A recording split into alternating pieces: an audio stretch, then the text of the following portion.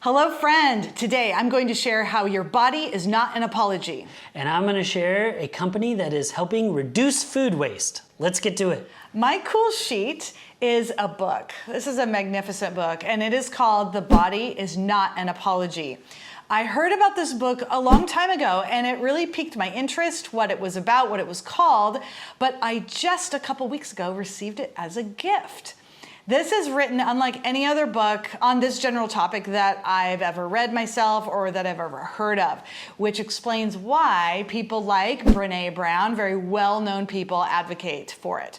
The author is Sonia Renee Taylor, and she has worked for years in this space and is the founder of The Body is Not an Apology movement, an education company that uses the framework of radical self-love to impact individuals around the world. She's an author of 6 books total. She has spoken around the world on these topics to really help transform people's viewpoints on themselves and each other.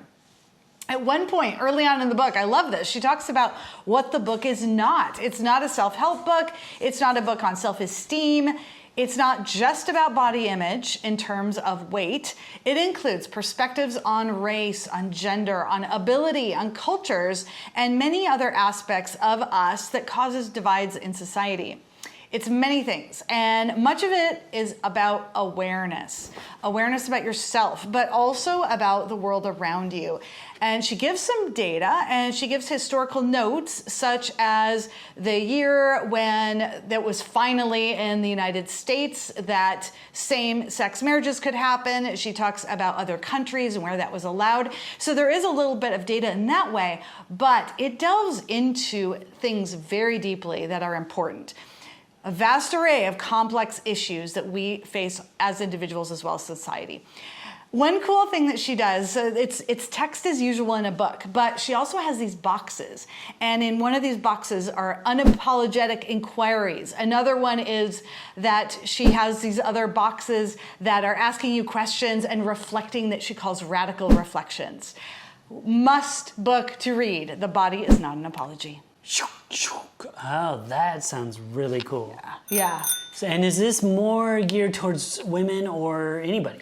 No, Men so and you will find that she is a woman, she's a woman of color, but she talks a lot about, some of my favorite excerpts had to do with people that are differently abled, bodied, and also from other cultures. So that can apply to anyone. Sure.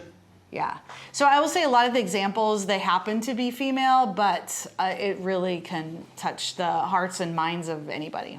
Very cool. Yeah. Well, and even if it's geared towards only women or men or anybody, I mean, people that don't think they have body issues, it'd be a good book because they can learn more about people that do. Yes. You know, so it sounds like it's for everybody. Exactly. And I really like that. Yeah. Yeah, it's something that needs to be talked about more and more. I feel like we're a little more, we've talked about things similar, and so we're kind of tuned into that, but this one seems like taking it to the next level. Yeah, for sure. And I did bring the book. It has cool. a magnificent cover. It is. Yeah, Really good one. where she Cool. shows herself, but in just this beautiful way, with this butterfly, and she is just like radical self-love. That's what she's all about. That's great. Well, she's beautiful, and Yeah. that book sounds super cool. Yes, it is. Well, thank you so much You're for sharing that. welcome.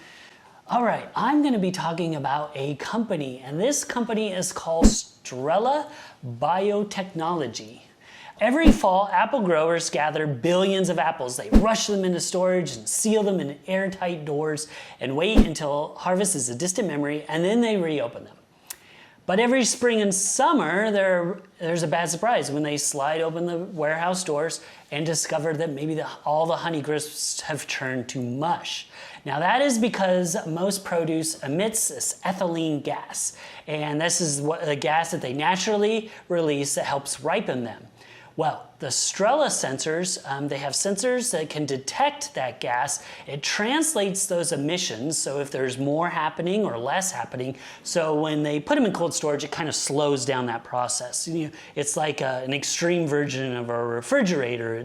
It doesn't freeze them, but it really slows down that process. But sometimes things happen, and so it will detect if there's errors and will send that data upstream to the warehouses. It saves them money. It reduces food waste because pallets and pallets of Honeycrisp apples is good for nobody. It also makes sure that we have better tasting and crisper apples. So it's really, really great. And I didn't actually know this, but agriculture contributes to more greenhouse gas emissions than the total of all cars, planes, trains, and trucks in the world.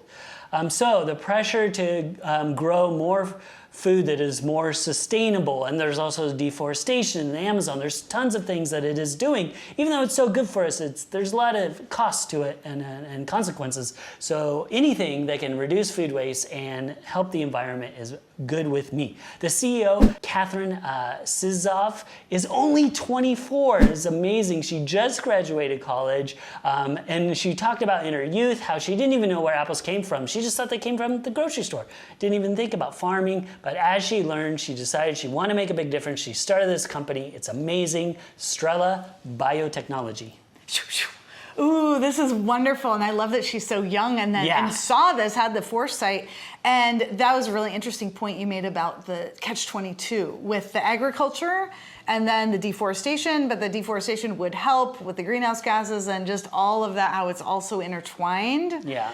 And also, I love that whole gas detection is a huge field and really important in biotechnology. And that's a great example that you just gave of it. So. Yeah, I know. And I was a little surprised that they didn't have measures like that already in place. Yes, but apparently, I am too. They didn't. And she saw this need and immediately, said, okay, here's how I can solve it. That's and perfect. This is amazing woman and company. And I hope that it keeps growing. Yes. And helps us with crisp apple. Who doesn't love a crisp apple? apple? No kidding. No kidding. I want to read more about it. And so, listener, viewer, if you want to read more about any of the things we talk about, you can go to 10bestest.com/body for this week's episodes. Cool. Thank you. You're welcome. I mean, thank you. Oh, yeah. You're welcome, too.